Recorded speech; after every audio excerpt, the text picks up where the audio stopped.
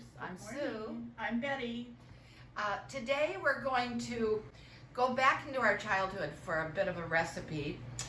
This recipe was something that the cook in our school, we went to we'll have a lot of stories about our school, but our school had from kindergarten till 12th grade in one big building. And so we had one cook in the cafeteria that fed us very well. I think she had helpers.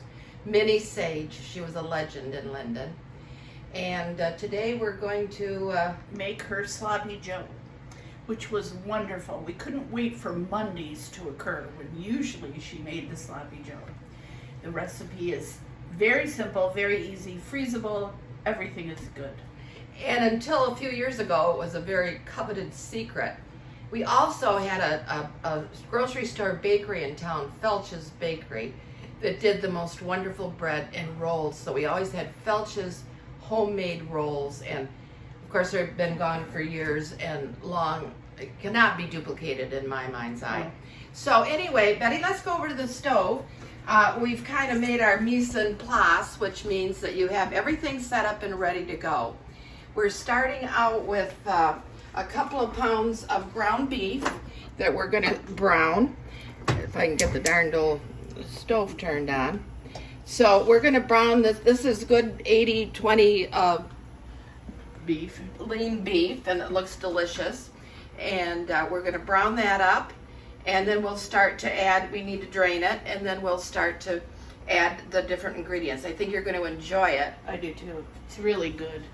And what are the ingredients here? Well, it'll start with onions. We'll put onions, a cup of ketchup, a half a cup of brown sugar, some salt, a little hot sauce, and we're using sriracha today, Worcestershire, and ending up with some sweet pickle relish. Not a lot, just a little.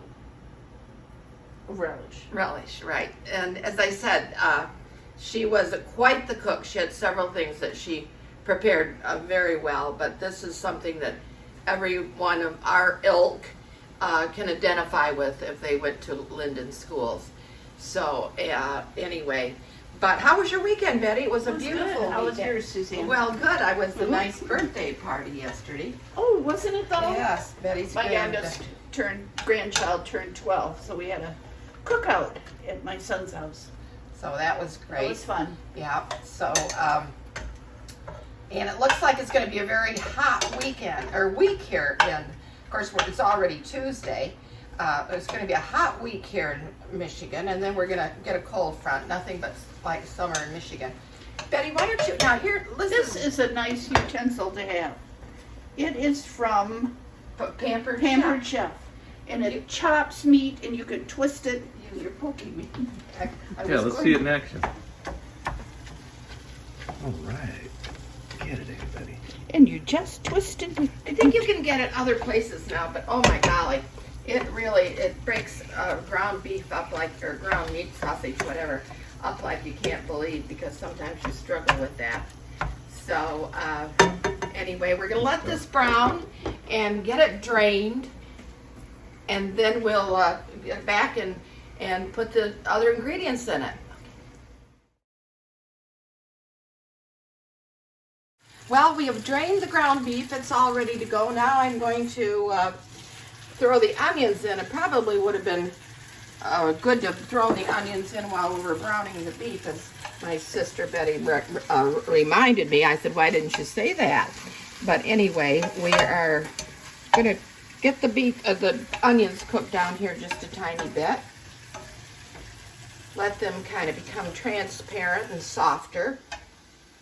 And as I said, you could have done that when the meat was browning, but we did want to drain it a little bit and get the grease and the water that had accumulated off on it. So anyway, well, we're hoping you're going to enjoy these. As I said, this was kind of a town secret until not all that many years ago, and then you had to call around quietly to see, do you have Minnie Sage's sloppy joe recipe? So now you can get it from quite a few people. But you think we can start, Betty? Or? I think we can, yes. So shall we go in next with the ketchup? Yes. Is that it? We have a cup of ketchup here. Just good old ketchup. And that's going to add, as you can well see, it'll add a sweetness to it as opposed to tomato sauce. Betty's going to cook it up there a minute. We're hoping to do a few more episodes and get this up and on Facebook. We want you to tell your friends to watch the Smith Sisters, for goodness sakes. Half a cup of brown sugar. Oopsie. Should it take too much? Maybe a little less. They have a sweetness to them, and that's an awful lot of the charm. So, a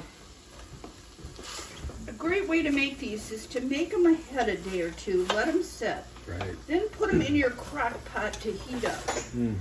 And then it will be nice and ready when your company comes, or your family drops by, or you're tailgating at the... Oh, tailgating. It's a we wonderful can ever tailgate again in Michigan. Exactly.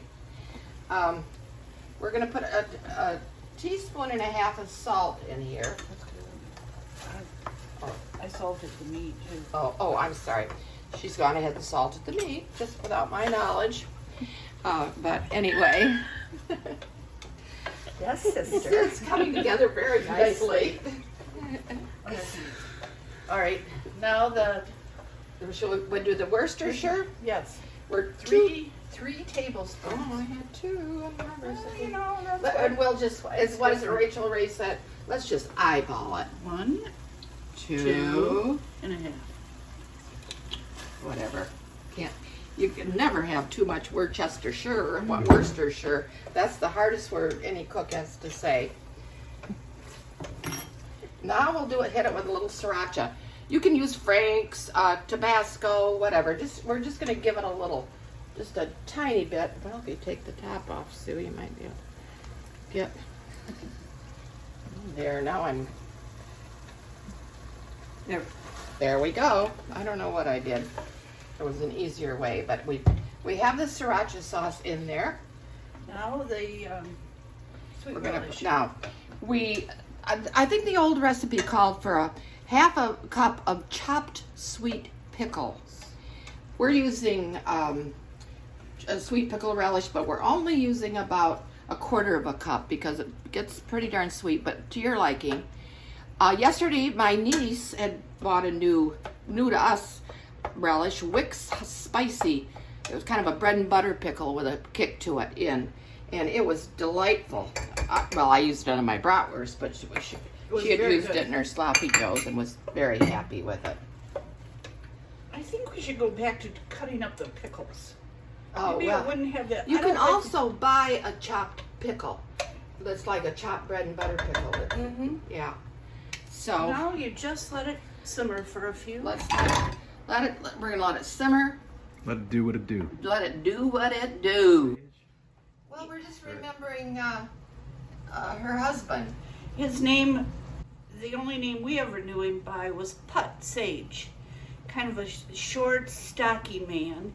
And he, at one point, delivered the mail, the Linden mail. Then when he retired from that, he worked for Frank Wolcott, who owned the mill in Argentine, and helped raise his sheep. Most of our farms had sheep of some kind. And so Putt Sage in his little truck would be putting around. I think his name must have been Putnam. But I anyway, don't know what yeah, it was. Putt but, Sage. but they were quite a character couple, and she was a heck of a cook. She was wonderful. I think it's come together nicely.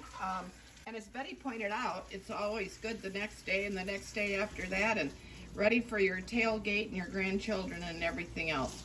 This is not manwich, by the way. It has a whole different flavor. But now we're going to kind of make one up here, and somebody is going to have to take a good bite of it. Oh, I'm sure we can find someone. Don't let my noise bother you. Okay, here's our served up. We're using a slider roll today, as I said to you. You can use anything, but you can't use Felch's rolls any longer. So Okay, we'll look forward to Bye next time. Bye from the Smith sisters.